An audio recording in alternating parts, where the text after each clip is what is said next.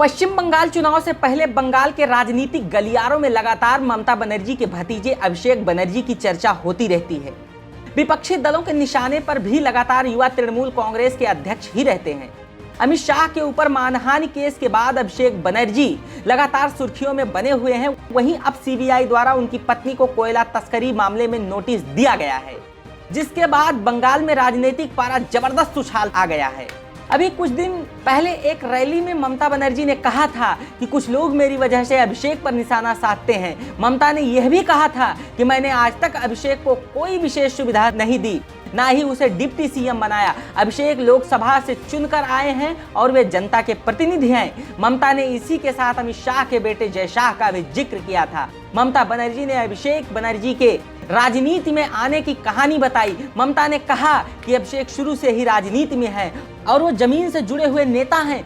ममता ने इसके साथ ही एक कहानी भी सुनाई। ममता ने कहा कि एक बार हाजरा की रैली में मुझ पर अटैक किया गया। इस दौरान सिर पर गंभीर चोट आई, जिसके बाद मैं घर गई। उसी दौरान सब बैठे थे तो अभिषेक कांग्रेस का झंडा उठाकर बाहर चला गया और जोर जोर से बोलने लगा कि दीदी को क्यों मारा। ममता ने कहा कि अभिषेक बनर्जी विदेश में नहीं पला है। इसी के साथ अभिषेक बनर्जी को जमीनी राजनेता बताने में भी नहीं चूकी।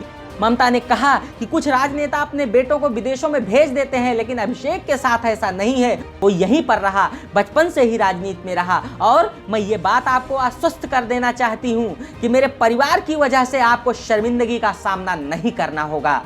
टीएमसी में अभिषेक बनर्जी का प्रभाव पिछले कुछ वर्षों से तेजी से बढ़ा है। डायमंड हार्बर लोकसभा सीट से 2019 के संसदीय चुनाव में उन्होंने जीत हासिल की और अब वो 2021 में तृणमूल कांग्रेस के प्रमुख रणनीतिकारों में से एक बन गए हैं।